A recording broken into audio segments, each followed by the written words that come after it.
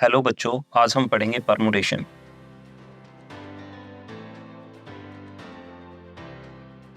Permutation है क्या? Permutation कुछ और नहीं, जस्ट ये अरेंजमेंट। आप कह सकते हो कि अरेंजमेंट का सेकंड नाम परमुटेशन है। तो परमुटेशन क्या हुआ? परमुटेशन है किसी भी चीज को अरेंज करना, that is permutation. Arrangement in sense, मान लो हमारे पास ये 4 रैक्स हैं, जैसे हमने पिछली क्लासेस में पढ़े हैं। अगर आपने पुराने वीडियोस नहीं देखे हैं तो ऊपर दिए गए लिंक पे क्लिक करके आप उनको पहले देख सकते हैं, या फिर आप डिस्क्रिप्शन में भी उन लिंक पे जा सकते हैं, तभी आपका आगे समझ में आ पाएगा। तो जैसे कि हमारे पास ये 4 रैक्स हैं और हमारे पास 4 ही ऑब्जेक्ट है, ए बी और सी और डी, ये 4 ऑब्जेक्ट है। तो हमारे पास ये सभी डिस्टिंक्ट ऑब्जेक्ट है, यानी कोई भी एक दूसरे से मैच नहीं कर रहा। फिलहाल हम डिस्टिंक्ट ऑब्जेक्ट की बात कर रहे हैं। कोई भी ऑब्जेक्ट एक जैसा, डिस्टिंक्ट का मतलब सारे ऑब्जेक्ट अलग अलग हैं, ए नहीं है, मतलब ऐसे नहीं है कि ए बी सी की 2 आइटम एक जैसे हो, सब के सब अलग अलग हैं, चारों के चारों अलग अलग। अब हमारे पास इसको फिल करने के इसके थे 4 वेज कि हम इन 4 में से कोई भी एक आ जाएगा, यहाँ पे 3, बाकी 3 जो बचे उनमें से कोई एक, यहाँ पे बाकी जो 2 बचेंगे उनमें से, और फिर लास्ट में एक। यानी कि हमारे पास जो इसको अरेंज करने का, अब हमने क्या किया, इन ए बी सी डी को अरेंज किया इस रैक में, तो ये हमने क्या की, अरेंजमेंट की। यही परमुटेशन है, 2 into 1, तो ये आ गया। इसको हमने पढ़ा था कि ये 4 फैक्टोरियल होता है। 4 फैक्टोरियल हमने बताया, फैक्टोरियल का सिंबल ये भी है और हम इसको ऐसे भी डिनोट कर सकते हैं, 4 फैक्टोरियल।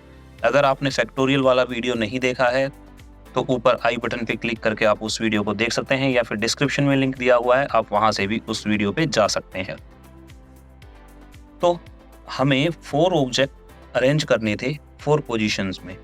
4 ऑब्जेक्ट को अरेंज करना था 4 पोजीशन में, वो हमने अरेंज कर दिया। और उसको अरेंज करने का जो हमारे पास वेज आए वो आए 4 फैक्टोरियल, यानी हम कह सकते हैं कि 4 फैक्टोरियल वेज में हम इसको अरेंज कर सकते हैं। अगर यही ऑब्जेक्ट हमारे पास 3 होते तो 3 ऑब्जेक्ट होते और 3 पोजीशन होती, तो ये इसमें 3 टाइप, तीनों में से कोई एक आ सकता था इसमें से, बाकी जो 2 बचेंगे उनमें से, फिर लास्ट में अकेला बचेगा वो।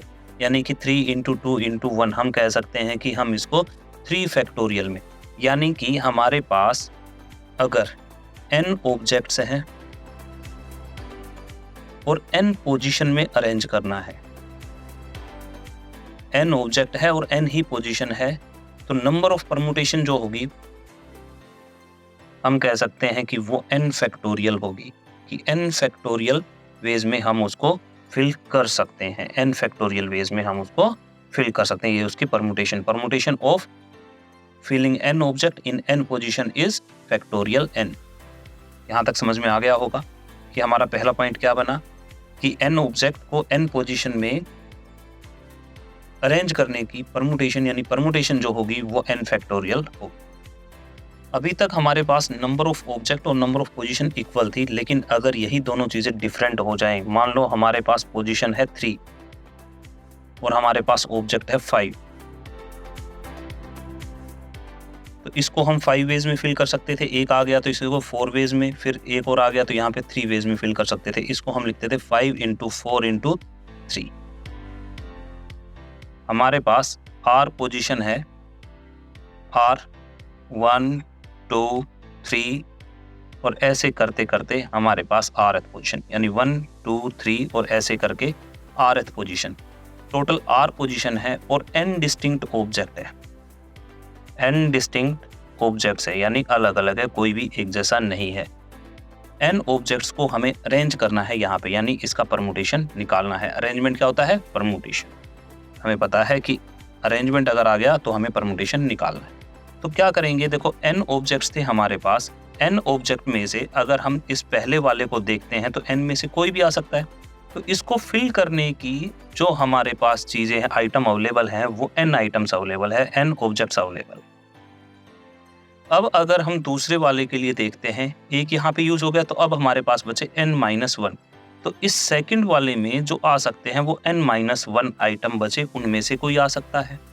अब ये n-1 भी आ गया तो उसके बाद हमारे पास बचे n-2, तो अगले वाले में n-2 आइटम आ गए। यहाँ तक n-2 आइटम खत्म हो गए हैं। अब देखो ऐसे ही जब लास्ट वाले का नंबर आएगा यानी RH सेल का नंबर आएगा तो यहाँ तक पहुँचते पहुँचते कितने आइटम खत्म हो चुके होंगे, कितने जो ऑब्जेक्ट्स थे वो खत्म हो चुके होंगे। देखो इससे पहले ये R था तो R-1 यानी कि R-1 ऑब्जेक्ट यहाँ पे यूज हो चुके होंगे। जब हम RH सेल में आए तो R-1 ऑब्जेक्ट यूज हो चुके होंगे, यानी हमें उसमें से R-1 को सब्ट्रैक्ट करना है। इतने ऑब्जेक्ट हमारे पास बचे, यानी कि हम कह सकते हैं कि N-R+1 इतने ऑब्जेक्ट इसमें फिल करने के पॉसिबिलिटी है। इतनी अरेंजमेंट्स हम कर सकते हैं। तो ये आ गई टोटल अरेंजमेंट। अगर हम इनको इकट्ठा करते हैं तो हम क्या कह सकते हैं कि इन सब की मल्टीप्लाई, कि भाई देखो ये सब टास्क ही हो गए ना, ये पहला सब टास्क है, सेकंड, थर्ड और ऐसे करके। अगर किसी ने फंडामेंटल प्रिंसिपल नहीं देखा है, फंडामेंटल प्रिंसिपल ऑफ काउंटिंग, तो आप मेरा फंडामेंटल प्रिंसिपल ऑफ काउंटिंग वाला वीडियो जरूर देख लीजिए ताकि आपको ये वाली कॉन्सेप्ट क्लियर हो जाए, ताकि हमने जो सब टास्क में डिवाइड किया है तो फिर अगर हम एक साथ निकालते हैं उनकी मल्टीप्लाई करते हैं तो ये n वेज में था, फिर नेक्स्ट n-1 में, नेक्स्ट n-2 में और ऐसे करते करते लास्ट वाला हमारा n-R+1। तो ये हमारा क्या आ गया, ये हमारी परमुटेशन आ गई। ये क्या आ गई, परमुटेशन आ गई। क्या कौन सी परमुटेशन आई, n डिस्टिंक्ट ऑब्जेक्ट को अरेंज करने की इन R पोजीशन के अंदर, ये परमुटेशन जो निकाली थी वो ये आ गई। इसको अगर हम थोड़ा सिंप्लीफाई करते हैं, सिंप्लीफाई कैसे कर सकते हैं, देखो इसको n-1 n-2 और ऐसे करते करते n-R+1। अगर मैं इसको ऊपर और नीचे n-R n-R-1 n-R-2 और अप टू ये 1 तक चला जाएगा। ठीक है, ये ऐसे ही 1 तक जाएगा। ऊपर और नीचे में डिवाइड कर दे, कुछ फर्क पड़ेगा इस पे कोई फर्क नहीं पड़ेगा, क्योंकि हमने ऊपर और नीचे दोनों जगह, ऊपर मल्टीप्लाई किया, नीचे डिवाइड किया सेम चीज से, तो कोई फर्क नहीं पड़ेगा। यहां तक क्लियर है सभी को। अब यहाँ पे कोई, क्योंकि ये तो आपस में देखो यहाँ से यहाँ तक ये तो पूरा ये वाला और ये वाला ये तो पूरा आपस में कैंसिल हो जाएगा, ये चीज और ये चीज तो कैंसिल हो जाएगी। लेकिन हमने ये ऊपर क्या बनाने की कोशिश की है, अगर मैं यहाँ से लेके और यहाँ तक देखता हूँ तो एग्जैक्टली हमने इसको n फैक्टोरियल बना दिया। ऊपर जो बन गया n से शुरू हुआ और मल्टीप्लाई करते करते हम 1 तक चले गए, तो ये क्या बन गया, n फैक्टोरियल। और ऐसे ही नीचे अगर देखते हैं तो ये n-R फैक्टोरियल, नीचे क्या है, n-R फैक्टोरियल। यानी कि हमारे पास हमने n ऑब्जेक्ट्स को R पोजीशन में अरेंज किया, यानी n ऑब्जेक्ट्स को अरेंज किया R पोजीशन में। इसको हम डिनोट करते हैं NPR। इसका मतलब क्या है, परमुटेशन, ये सिंबल है परमुटेशन का, और n ऑब्जेक्ट्स को अरेंज करना है R पोजीशन में। और जो उसका फॉर्मूला आ गया वो हमारे पास आ गया n factorial upon n-R factorial. और यहाँ पे जो R की वैल्यू है वो हमेशा 0 से बड़ी या इक्वल होगी, या n से छोटी और उसके इक्वल होगी, n से ज्यादा नहीं हो सकती। अगर यहाँ पे अब इस ऊपर वाले क्वेश्चन में अगर हम देखते हैं, देखो यहाँ पे हमारे पास 5 ऑब्जेक्ट थे और हमें अरेंज करना था 3 पोजीशन में, यानी कि हमें n की जगह क्या लिखना है, 5, P3 निकालना था। क्या आ जाएगा हमारे पास, देखो पहले तो इसको करके देख लेते हैं, 60 आया तो ये भी 60 आना चाहिए। ऊपर आ जाएगा 5 फैक्टोरियल, नीचे आ जाएगा दोनों का सब्ट्रैक्शन 5 - 3, यानी ऊपर आया 5 फैक्टोरियल 5 × 4 × 3 × 2 × 1 और नीचे आ गया फैक्टोरियल 2 यानी 2 × 1। ये कैंसिल हो गया और हमारे पास वही चीज आ गई ना, 5 × 4 × 3 5 × 4 × 3। तो ये फॉर्मूला हमारा बन गया और उसको हमने आपको ऊपर करके भी दिखा दिया। अगर ये दोनों चीजें इक्वल हो जाती हैं, इक्वल इन सेंस अगर n और r इक्वल हो जाए, इसका मतलब क्या है कि हमें NPN निकालना है। NPN अगर निकालना है तो क्या होगा, n फैक्टोरियल अपॉन n-R होता था n, लेकिन r की जगह यहाँ n ही है, तो फैक्टोरियल n अपॉन फैक्टोरियल 0। ये फैक्टोरियल 0 किसके इक्वल होता है, 1 के इक्वल होता है। तो हमारे पास ये आ गया फैक्टोरियल, यानी NPN, यानी n ही ऑब्जेक्ट हो और n ही पोजीशन हो तो वो फैक्टोरियल n के इक्वल होगा। जैसा कि हमने फर्स्ट एग्जाम्पल में देखा था कि जैसे 4 ऑब्जेक्ट्स थे और 4 ही पोजीशन में अरेंज करना था, तो 4 फैक्टोरियल आया। 3 ऑब्जेक्ट्स थे, 3 पोजीशन में अरेंज करना था, 3 फैक्टोरियल आया। यहां तक सब क्लियर हो गया होगा। अब अगर हमारे पास हमें इनको 0 पोजीशन में अरेंज करना हो, हमारे पास पोजीशन ही नहीं है, तो क्या होगा? तो देखो फैक्टोरियल n अपॉन नीचे क्या आएगा? Factorial n minus 0। तो हमारे पास सिर्फ और सिर्फ एक पॉसिबिलिटी है, n माइनस 0 फैक्टोरियल n हो गया फैक्टोरियल n से। ये देखो ये फैक्टोरियल n आ गया, ये n माइनस 0 ये भी फैक्टोरियल n आ गया, कैंसिल आउट हो गए फैक्टोरियल n फैक्टोरियल, हमारे पास आंसर आ गया 1। यानी कि npn होता है फैक्टोरियल n और np0 होता है 1।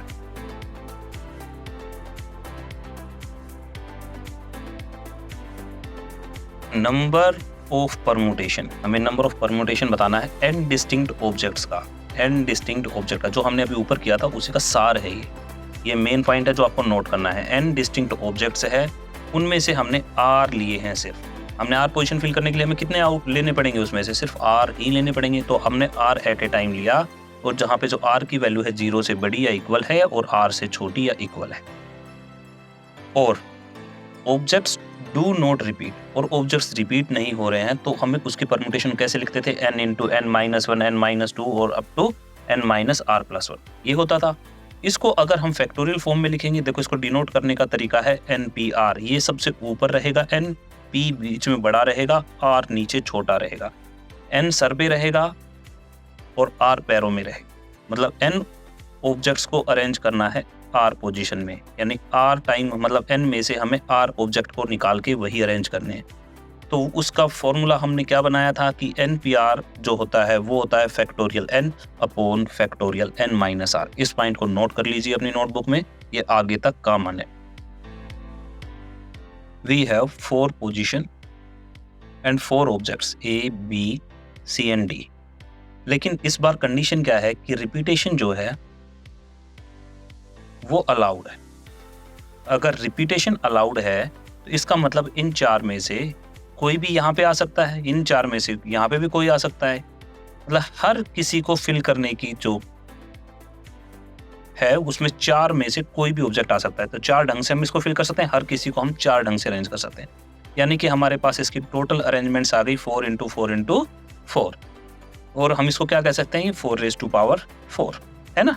4 की 4 टाइम्स मल्टीप्लाई तो 4 रेज़ टू पावर 4, ये इसकी नंबर ऑफ अरेंजमेंट्स आ गई। इसको सोल्व करके आप आगे दे सकते हैं। मैं कुछ और समझाना चाह रहा हूँ, अभी आप उस पर ध्यान देना। हमारे पास फिर 4 अरेंजमेंट्स हैं, और हमारे पास इस बार ऑब्जेक्ट है A B C D E, 5 objects है, और सेम रिपीटेशन अलाउड है। रिपीटेशन अलाउड है तो इसमें से 5 में से कोई आ सकता है, इसमें भी 5 में कोई आ सकता है, इसके अंदर भी 5 में से कोई, इसमें। तो यहाँ पे जो हमारी परम्यूटेशन होगी 5 इंटू 5 इंटू 5 इंटू 5, यानी 5 की 4 टाइम्स मल्टीप्लाई, यानी 5 रेज़ टू पावर 4। तो हमने क्या देखा कि जितने ये हमें जितनी पोजीशन में अरेंज करना होता है वो तो पावर बन जाती है, और जिस चीज़ को जो आइटम्स हैं ये हमारे नीचे आ जाते हैं। यानी कि अगर हमें n आइटम को r पोजीशन में अगर अरेंज करना हो तो हम कह सकते हैं, और रिपीटेशन अलाउड हो। देखो यहाँ पे कंडीशन क्या है कि जो रिपीटेशन है वो अलाउड है, तो जो हमारे पास परम्यूटेशन आएगी यानी अरेंजमेंट्स जो आएगी वो रहेगी n raise to power r।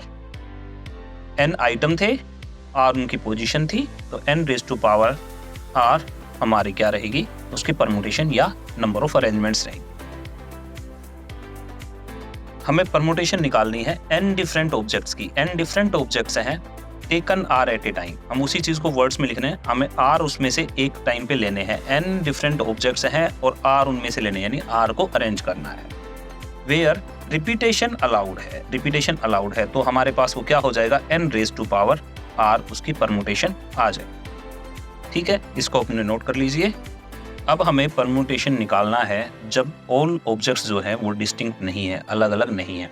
अभी तक जो हमने दोनों थ्योरम्स पढ़ी थी उसमें क्या था कि ऑब्जेक्ट्स जो थे वो सारे के सारे ऑब्जेक्ट डिस्टिंक्ट थे, लेकिन यहाँ पे क्या है कि डिस्टिंक्ट ऑब्जेक्ट ना होके कुछ ऑब्जेक्ट एक जैसे हैं। चलो एक एग्जांपल ले लेते हैं। हमारे पास हमें अरेंज करना है A और B, यानी यहाँ पे 2 ऑब्जेक्ट ऐसे हैं जो एक जैसे हैं। तो हम क्या कह सकते हैं कि भाई इसको तो हम 3 वेज में फिल कर सकते हैं, इसको 2 वेज में, इसको 1 वेज में। ये कब कह सकते थे? जब ये डिस्टिंक्ट ऑब्जेक्ट होते, जब डिस्टिंक्ट ऑब्जेक्ट होते तो हम ऐसे करते, यानी कि 3 इंटू 2 इंटू 1, या हम कह सकते हैं 3 फैक्टोरियल होता है और ये होता है 6।